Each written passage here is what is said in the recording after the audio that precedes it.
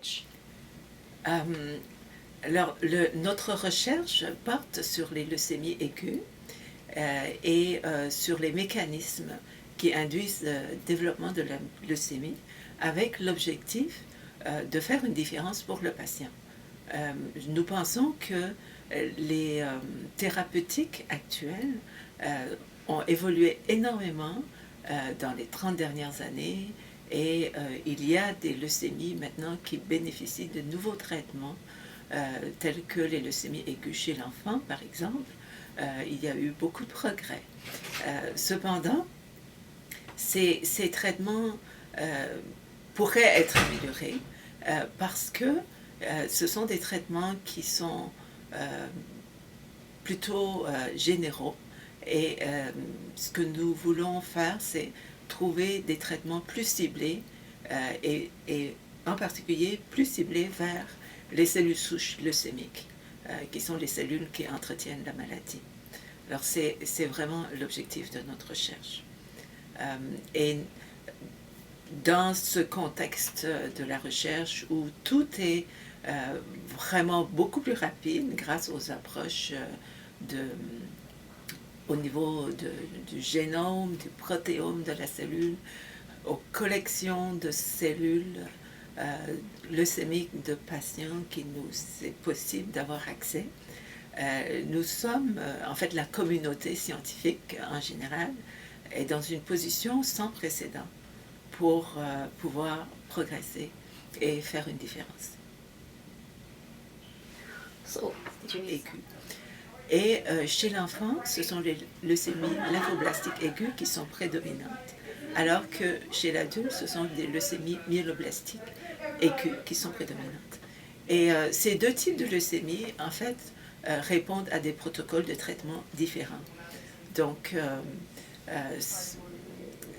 il y a une différence, évidemment, dans le traitement des leucémies chez l'enfant et chez l'adulte à cause du fait que la leucémie n'est pas...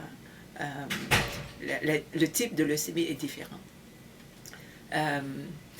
Il y a aussi le fait que la leucémie chez l'enfant se développe relativement rapidement. On dit que les cancers se développent avec l'âge parce que le cancer est une maladie multigénique.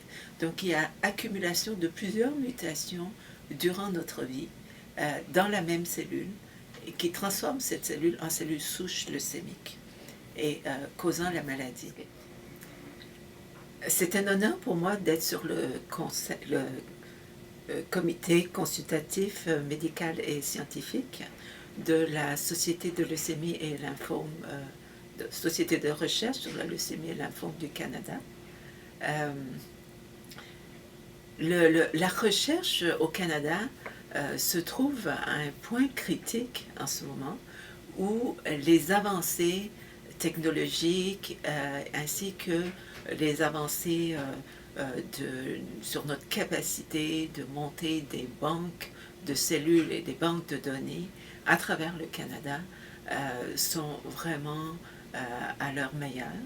Et cela permet en fait aux chercheurs à chaque projet de recherche de pouvoir avoir un impact majeur, très important, dans le domaine de la leucémie et de l'info, et donc évidemment d'avoir un impact sur les traitements de cette maladie.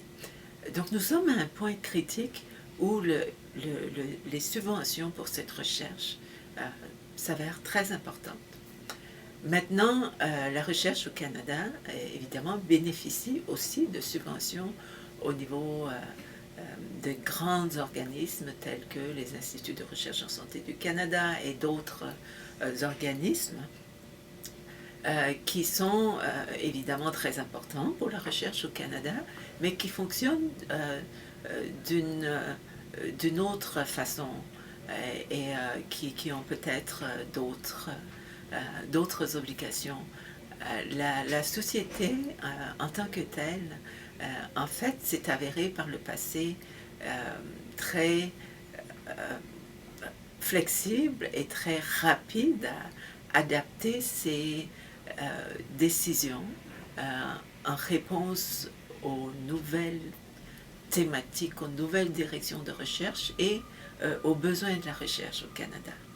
Et c'est ce qui distingue vraiment la société d'autres organismes.